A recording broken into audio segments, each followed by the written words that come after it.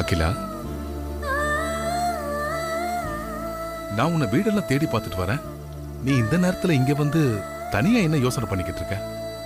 இப்பெல்லாம் வீட்டுக்குள்ள இருந்தாலும் நான் தனியா இருக்கிற மாதிரி தாங்க ஃபீல் பண்றேன். என்னாச்சு அகிலா? ஏன் ஒரு மாதிரியா பேசுற? நானா பேசலங்க. என்ன சுத்தி நடக்கிற விஷயங்கள் எல்லாம் என்ன அப்படி பேச வைக்குது. நீ என்ன சொல்ற அகிலா? நீ இப்படி ஃபீல் பண்ற அளவுக்கு அப்படி என்ன நடந்துச்சு? நம்ம வீட்ல நடக்கிற விஷயம் நந்தினி வரைக்கும் தெரிஞ்சிருக்குங்க. அதான் ஒரே குழப்பமா இருக்கு. உன்னை குழப்பறதுக்காக நந்தினி ஏதாவது சொல்லிருப்பா அகிலா. அத நினைச்சு நீ ஃபீல் பண்ணாத. இல்லங்க, நந்தினி என்ன குழப்பல. என்னோட குழப்பத்தை தான் அவ தெளிவா சொன்னா. அதுவும் அழுத்தமா சொன்னா. எனக்கு தெரியக்கூடாதுன்னு ஏதோ ஒரு விஷயத்த வீட்ல இருக்கிற எல்லாரும் சேர்ந்துகிட்டு என்கிட்ட இருந்து மறைக்க பாக்குறீங்கன்னு நந்தினி என்கிட்ட சொல்றா. நம்ம வீட்ல நடக்கிற விஷயம் நந்தினி வரைக்கும் தெரிஞ்சிருக்கு. ஆனா எனக்கு தெரியல. என்ன சொல்ற அகிலா? என்ன சுத்தி என்னமோ நடக்குதுங்க. இல்லனா நம்ம வீட்ல நடக்கிற விஷயம் எப்படிங்க நந்தினிக்கு தெரியும்? நம்ம வீட்ல இருக்கிற மத்தவங்க வேணா. நீங்க என்கிட்ட இருந்து ஏதாவது மறைக்கிறீங்களா? என்ன அகிலா, நீ என்னையே சந்தேகப்படுறியா? நீங்க எதையுமே மறைக்க மாட்டீங்கங்கிற நம்பிக்கை எனக்கு இருக்கு. இருந்தாலும் என்னோட நிழலையே சந்தேகப்படுற நிலைமையில தான் நான் இப்போ இருக்கேன். சந்தேகம் வந்துட்டாலே சரியா இருக்கிறது தப்பா தெரியும், தப்பா இருக்கிறது சரியா தெரியும். தெளிவா ஒரு முடிவுக்கு வரவே முடியாது. ஒரு விஷயத்தை நீ நல்லா புரிஞ்சுக்கிட்டா உனக்கு குழப்பமும் இருக்காது, சந்தேகமும் வராது. என்னங்க அது? ஒவ்வொரு காலகட்டத்திலையும் தேவைகளை பொறுத்தும் காரண காரியங்களை பொறுத்தும் தான் எந்த ஒரு விஷயத்திலையும் சரி தப்புன்னு முடிவு எடுத்துக்கிட்டு வரோம். ஒரு காலத்துல நாம சரின்னு நினைச்சு செஞ்சது இப்போ தப்புன்னு தோணலாம். இப்போ தப்புன்னு தெரியறது பின்னால சரின்னு தோணலாம்.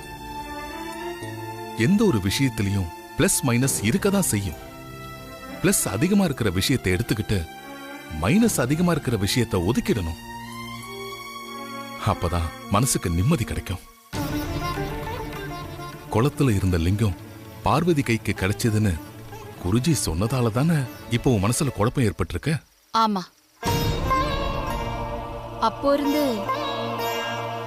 பார்வதி விஷயத்துல இப்படி ஏதாவது நடந்த அடிக்கடி என் மனசுல குழப்பத்தை ஏற்படுத்திக்கிட்டே தான் இருக்கு.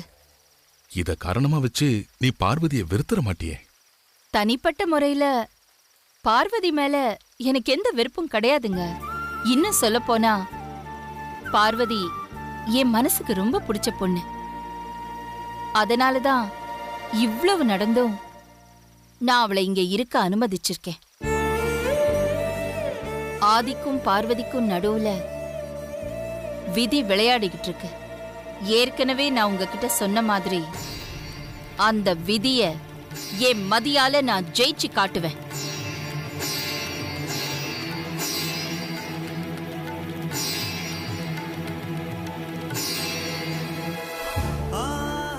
இதனாலதான் அகிலா, ஆதி பார்வதி கல்யாண விஷயத்தை நான் உன்கிட்ட இருந்து மறைக்கிறேன். மத்தபடி நான் உனக்கு எந்த துரோகமும் பண்ணல. எல்லாம் நல்லபடியா முடியும் போது நான் பண்ணது தப்பு இல்ல, சரிதான்னு அப்ப நீ புரிஞ்சுக்குவ.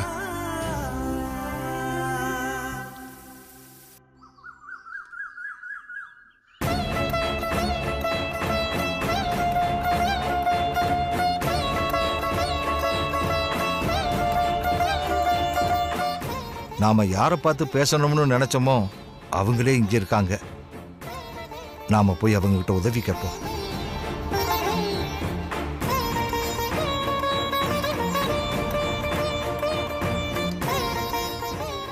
அம்மா, உங்களால எனக்கு ஒரு உதவி ஆக வேண்டியிருக்கும்மா.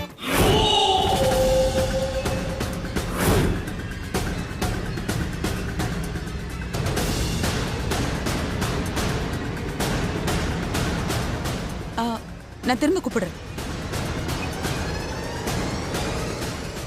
என்ன சுந்தரம், என்னால நம்பவே முடியலையே. என்கிட்ட வந்து உதவி எல்லாம் கேக்குற, இன்ப அதிர்ச்சி வேற கொடுக்குற.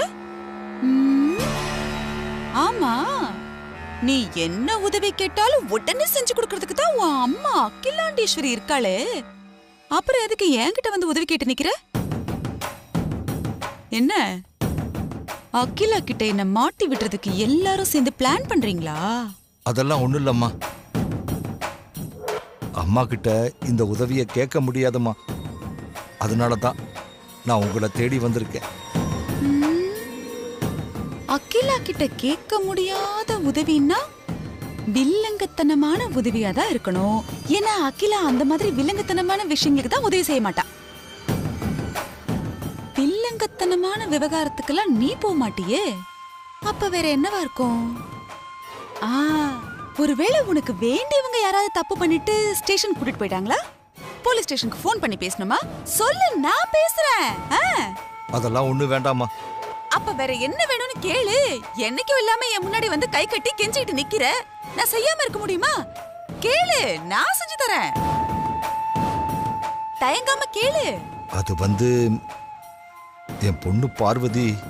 பார்வதியா? பார்வதிக்கு என்ன? பார்வதி பெரிய தம்பி மேல ஆசைப்படுறா. அவங்க 2 பேரும் பழகிக்கிட்டு இருக்காங்கன்னு முதல்ல சொன்னது நீங்க தான். ஆமா, நான் தான் அது முதல்ல சொன்னேன். ஏன் இப்ப கூட சொல்றேன். அவங்க 2 பேரும் இப்பவும் காதலிச்சிட்டு தான் இருக்காங்க. ஆனா நான் சொல்றது யார் கேக்குறீங்க? ஏன் நீயே கூட என்ன சொன்ன? ஐயோ அம்மா, என் பொண்ணு மேல வீணா பழி போடாதீங்கம்மா அப்படி இப்படின்னு சொன்னியா இல்லையா? நான் அப்படி சொன்னது தப்பு தாம்மா. அதுக்காக என்னை மன்னிச்சிடுங்கம்மா. மன்னிக்கிறேன். நீங்க சொன்னதுதான் சரி. என் பொண்ணும் பெரிய தம்பியும் பழகிக்கிட்டு இருக்கிறது உண்மைதான். நான் இந்த விஷயத்த என்னால அம்மா கிட்ட கொண்டு போக முடியாது. அதனால தான் உங்க உதவியை தேடி வந்திருக்கேன். உனக்கு எவ்வளவு தைரியம் இருந்தா உன் பொண்ணு கல்யாணத்துக்கு சம்பந்தம் பேசுறதுக்கு என்ன புரோக்கர் வேலை பார்க்க சொல்வேன்? உன்னெல்லாம் வைக்க வேண்டிய இடத்துல வச்சிருக்கணும். உன்ன சொல்லி தப்பு இல்ல. உன்னையும் உன் பொண்ணையும் வேலைக்காரங்களை நடத்தாம இந்த குடும்பத்துல ஒருத்தரா வச்சிருக்கா பாரு அந்த அகிலா. அதனால வந்த வேணா இதெல்லாம். அவசரப்படாதீங்க. நான் அவங்க விஷயத்த அம்மா கிட்ட சொல்லி கல்யாணம் பண்ணி வைக்க உதவி கேட்டு வரலம்மா. அம்மாவுக்கு இந்த விஷயம் தெரியாம எப்படியாவது என் பொண்ணையும் பெரிய தம்பியும் பிரிக்கணுமா. அதுக்காகத்தான் நான் உங்க உதவியை கேட்டு வந்திருக்கேன். என்ன சுந்தரம் இது? இது நீ வந்த உடனே சொல்லிருக்கணும்ல. பாரு, நான் எப்படி கோவப்பட்டேன். எனக்கு தெரியும் நீ அக்காக்கு எப்பவுமே துரோகம் பண்ண மாட்ட. இருந்தாலும் உன் பொண்ணுன்னு வரும்போது பாசத்துல தடுமாறிட்டியோன்னு நினைச்சேன். இல்ல, நீ விசுவாசம்தான். ஆமா சுந்தரம், எனக்கு ஒரு சந்தேகம். உனக்கும் உன் பொண்ணுக்கும் தான் என்ன கண்டாலே ஆகாதே. அப்புறம் எதுக்கு நீ என்கிட்ட வந்து உதவி கேக்குற? எங்கேயோ இடிக்குதே. இந்த விஷயத்துல நான் என் பொண்ணுகிட்ட எவ்வளவோ பேசி பார்த்துட்டம்மா. அவ என் பேச்ச கேட்க மாட்டேன்னு சொல்லிட்டா. இந்த விஷயத்தை பொறுத்த வரைக்கும் என் பொண்ணே எனக்கு எதிரி ஆயிட்டா. காதல்லாம் சும்மாவா? எதிரிக்கு எதிரி நண்பன். இப்ப என்னோட நோக்கமும் உங்களோட நோக்கமும் ஒண்ணுதாம்மா. அவங்களோட காதலை பிரிக்கணும். அதுக்காகத்தான் நான் உங்ககிட்ட உதவி கேட்டு வந்திருக்கேன். சூப்பர் சுந்தரம். அகிலாவோட சாரதி இல்லையா, அதான் உன் மைண்ட் இவ்ளோ ஷார்ப்பா வேலை செய்யுது. நீயே என்ன தேடி வந்து உதவி கேட்கும்போது நான் உதவி பண்ணாம போயிட முடியுமா? கண்டிப்பா செய்யறேன். அந்த காவிய காதலர்களை பிரிச்சு காலாவதி காதலர்களை ஆக்கிடுறேன். நீ கவலைப்படாம போ. சுந்தரம், நான்லாம் வெறுங்காலிலேயே நல்லா ஆடுவேன். நீ சலங்க வேற கட்டி விட்டு போற. கேட்கணுமா? கரகாட்டமே ஆடுறேன் பாரு.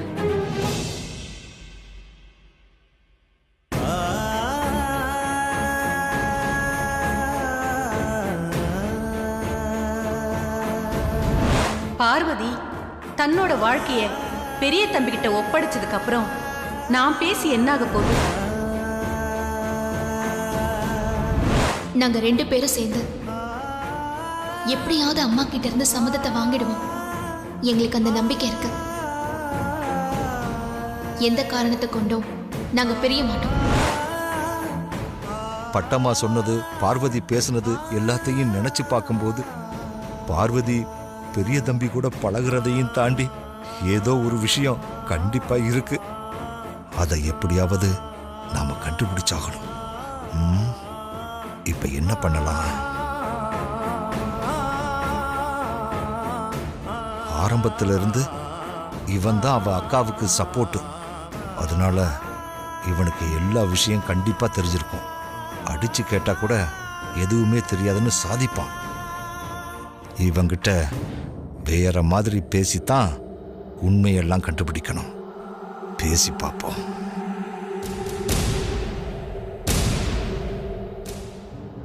ஏண்டா கணேஷா, அப்பா உங்க அக்கா எங்கடா?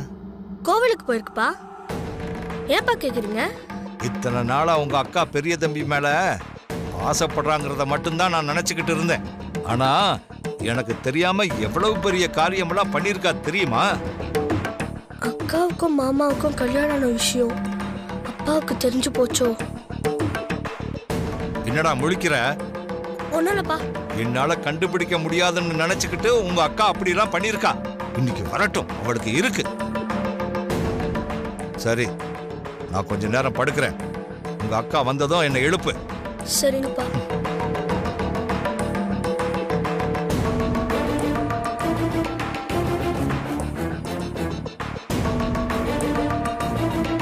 கல்யாண விஷயம் அப்பாவுக்கு தெரிஞ்சு போச்சுன்றது முதல்ல அக்கா கிட்ட எப்படியாச்சும் சொல்லணும்.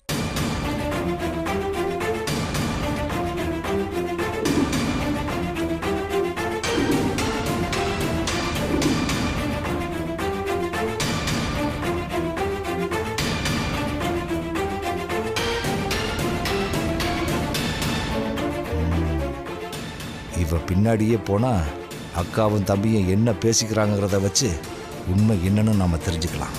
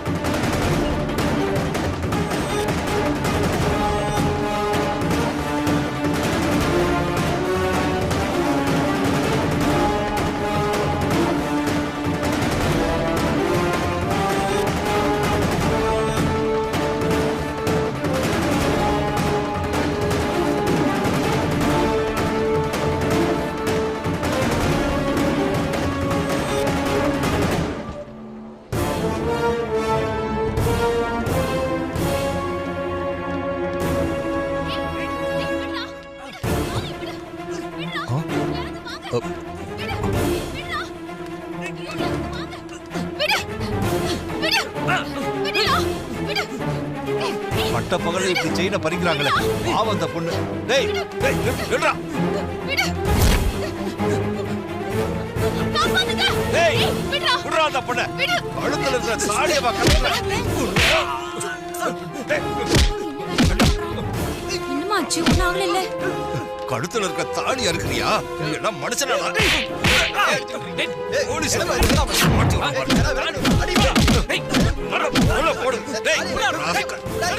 கொன்றுவேன் பாத்துக்க. பகல் கூட பார்க்காம.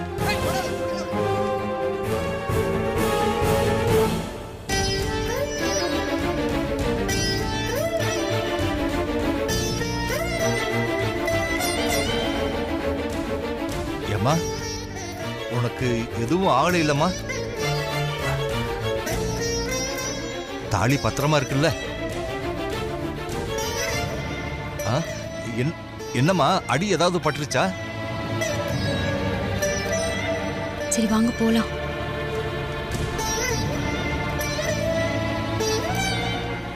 என்னம்மா எதுவும் பேச மாட்டேங்கிற?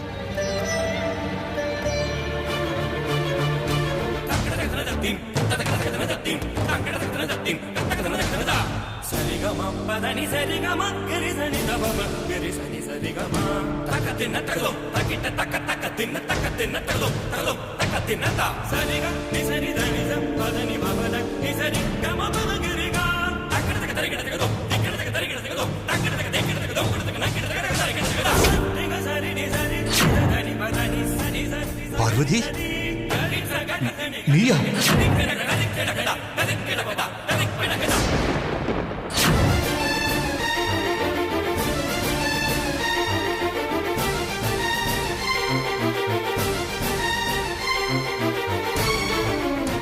தாலி? என்ன கொடுமை இது? உன் கழுத்துல எப்படி தாலி? கேக்குறல்ல, பதில சொல்லு. அப்ப இந்த தாலிய பெரிய தம்பி கட்டினாரா? உங்க ரெண்டு பேருக்கும் கல்யாணம் ஆயிடுச்சா? எப்ப கட்டின தாலி இது? இத்தனை நாளா தாலிய மறைச்சு வச்சு என்ன ஏமாத்திக்கிட்டு இருந்தியா? உனக்கு எவ்வளவு தைரியம் இருந்திருந்தா இப்படி ஒரு காரியத்தை பண்ணிருப்ப? பெரிய தம்பியா இப்படி ஒரு காரியத்தை பண்ணாரு? அவர் கட்டின தாலியா இது? ஆமாப்பா, பெரிய கட்டின தாலிதான்.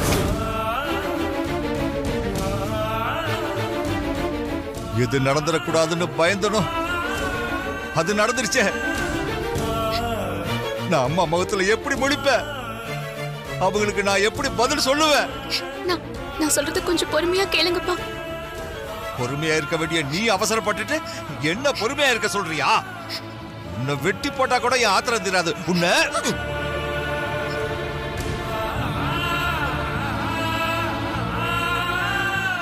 நான் உனக்கு படிச்சு படிச்சு சொன்னேன். என் பேச்ச கேட்காம உன் வாழ்க்கையை இப்படி பாழாக்கிட்டியே. இனிமே உன் வாழ்க்கைய யாராலையும் காப்பாற்ற முடியாது. நான் என்ன பண்ணுவேன்? இனிமே என்ன நடந்தாலும் பரவாயில்ல. நீ அம்மாவுக்கு துரோகம் பண்ணது மாதிரி என்னால அம்மாவுக்கு துரோகம் பண்ண முடியாது. அம்மா கிட்ட இதை நான் சொல்லத்தான் போறேன். அப்பா, நான் சொல்றது கொஞ்சம் கேளுங்கப்பா. அப்பா நில்லுங்கப்பா, நான் சொல்றது கேளுங்கப்பா. விடு. அப்பா ப்ளீஸ் பா. அப்பா அப்பா அப்பா. அம்மா தான் போன் பண்றாங்க. அம்மா இதோ வந்துடுறம்மா. நீ என் மகளா இருக்கலாம், அதுக்காக உன் மேல நான் பரிதாபப்பட முடியாது. எனக்கு அம்மா தான் முக்கியம், அதுக்கப்புறம் தான் நீ. இதுக்கப்புறமும் நீ வாழ்றதும் சாகுறதும் உன் தலை எழுத்துலதான் இருக்கு. அப்பா அப்பா விடு. அப்பா